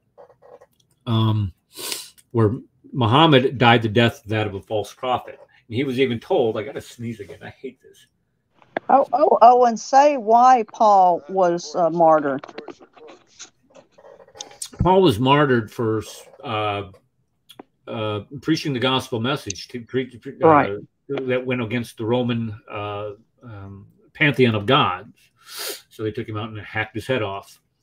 And the only reason why he got beheaded instead of crucified or killed in a terrible manner is because he was a Roman citizen. So he was given a quick death. Where Muhammad died the death of a false prophet, because there's a passage, I don't know if it's in the Quran or if it's in a hadith, where he says that if you give a false prophecy, if you say something in the Quran in my name that is wrong, you're going to die the death where you're going to have your aorta cut out. So it's in the Quran. Is it in the Quran? Okay. Yes, sir, it is. There's a hadith where Muhammad says, I feel as I've had my aorta cut out because he got poisoned after the Battle of Khaybar, where he just got done slaughtering this village. And a lady who had, I think it was her husband, her father, and a whole family, yes. And he slaughters all of them. She says, "Hey, Muhammad, hey, over here. I want to I want to cook you a sheep. How about it?" Muhammad's like, "Oh, okay." So she puts poison in it, and he's part of it. And it didn't kill him initially, but it did damage something internally where he suffered the effects of that. And when he went to die, he says, "It feels like my aorta's been cut out." It got to the point where they were carrying him around, and his feet were being dragged behind him. Right. How much agony the man was in. So there you go. There's the difference in the way they died. Is there any historical proof that even happened? That a Jewish woman poisoned him? No. Yeah. So this is all. Again, there's no proof it even existed. Right. Exactly. This is where we start looking for historical references to Muhammad. And the first one that I think that we have is on the Dome of the Rock. And that's 691. That's 60 years after him. But that's just a title. Muhammad is a title. It means the praised one. So we don't even know if it's referring to an individual. John of Damascus, which I have a book back here from Dan Janicek, is over a century after Muhammad, and he's never heard of him, and he's just up in Jerusalem. And this is after Jerusalem's been conquered. So here they have a people group that nobody even knew about Muhammad after that. So when we start talking about the historicity of this, it's a black hole, is what it is. Right. It's terrible. All right, so here we go. What's the score, Connie? Probably we're about 27-0 for Muhammad. 0. Okay, so here we go. There's Muhammad. We're going to say he's a loser, and then we'll say to Paul. Paul is the victory. All right. Saved and redeemed because he repented and he believed Jesus Christ as his salvation. Unlike Muhammad. Okay, Muhammad. Folks. Do we have anything else that we want to add to this tonight? Well, my allergies are kicking. You got the COVID. I'm just saying. What I need to do? You know what I need to do is I need to get one of them inhalers and then do this to my camera and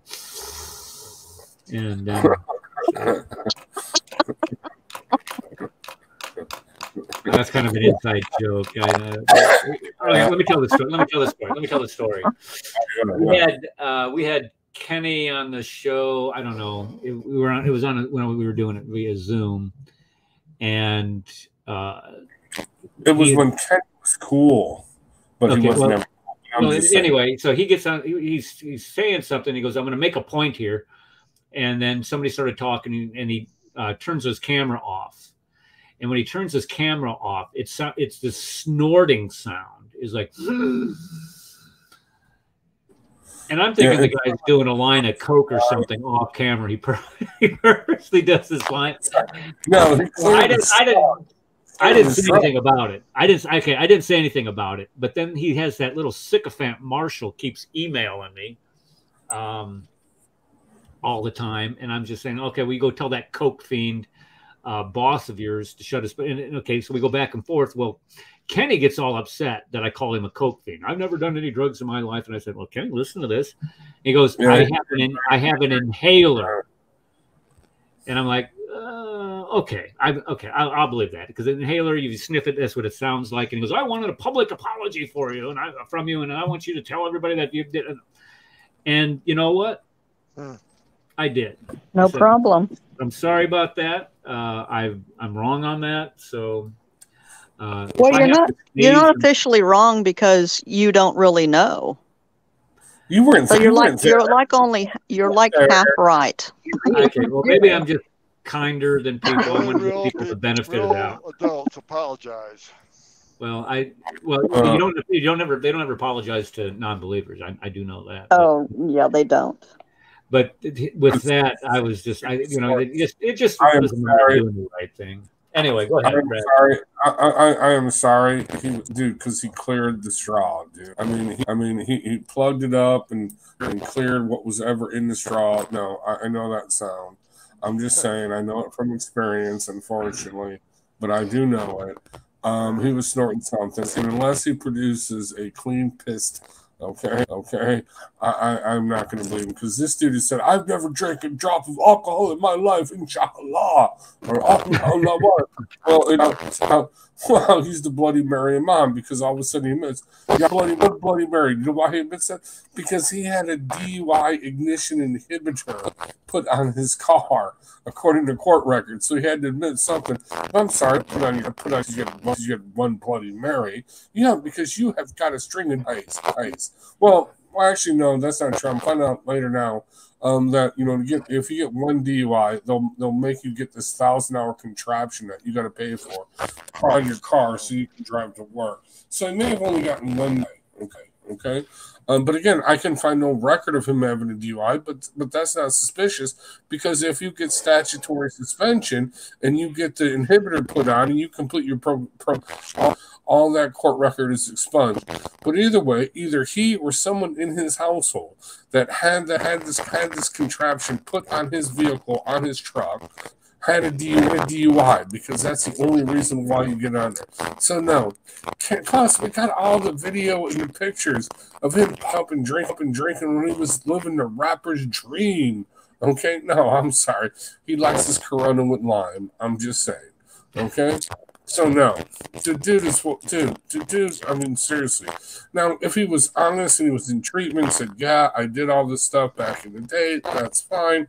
But he's not. He's fronting, dude. I mean, I'm sorry, dude. And you don't get that broke. I mean, no, I'm sorry, dude. The dude, he's what you I drunk. Okay, I don't want to even go down. It's just the only reason why we brought him up tonight is because he did that video and he was just so rude again to somebody on his show. And I thought, well, let me give this. And you are and of course, Rad's the one that pokes the bear. Says, "Here, Caffer, look at this." And I'm like, "Do I really have to?" And I'm sitting there looking at it. You got to be kidding me. But then he got to that part where he goes into this conspiracy theory. Well, wouldn't Paul want to, pass on a different? He hated Christians. He, took them out and had them killed. And don't you? No, it doesn't make any sense because Paul's conversion. He has things in. I explained it. You have those early Christian creedal statements that are exactly what Paul preached. And to try to say that he changed it before he was converted is just absolute idiocy. You don't know what you're talking about. Go to school, get an education. I just got to remind him that after you get your bachelor's degree, then you get a master's, and then you go into a doctorate. You don't get to pursue a doctorate when you're a freshman. Just saying. But he's taken 2 classes at Michoacan University on the test.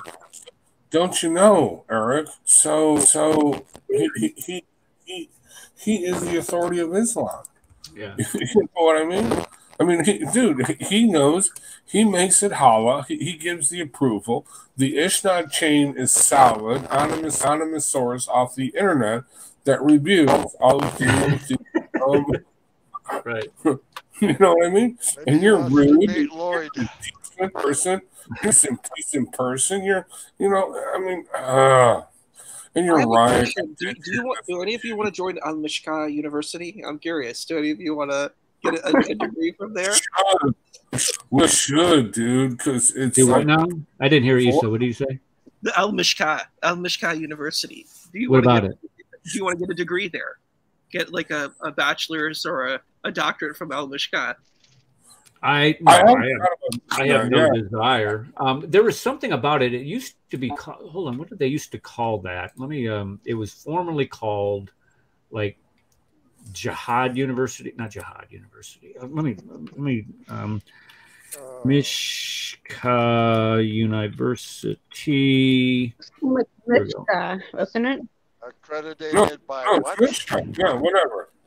Well, we thought he always Michigan University. Yeah, that's when he got mad at Devil Davis and said that. That's pounded this table. I have Michigan State guys. No, anyway, but they moved to Texas. They moved their PO box from Florida to Texas. Evidently, they don't like hotels. Yeah. Wait, no. So, what do you got in mind there, Issa? Because is it pretty affordable? I mean, I think it is. I always thought that would be funny. Pay a couple $100. You know what I mean? Take these classes. Like I've got a degree in Islamic studies. Funny. I'm trying to think what the original name was. The original name is Michigan University, dude. It changed. What? What was it? The original name is the same. That's what he's saying. Michigan University. No, that's not the original name. They changed the name. Really? Yeah. Oh my goodness. Jihad? That's where he got his idea. Jihad. Here's Michigan's. No. The original and natural state. No. Well, either way, Issa, yeah, find out how much it costs. Yeah, I'll let you know. Outsource that. One of us to Michigan University so that we go to Kenny. What are you talking about? We're your professor. What was that, Brad? What'd you say? So we get a degree from there, so then we get hired out as staff as a professor. You know what I mean? Or as a TA or whatever. What are you talking about, Kenny? Teaching you this stuff.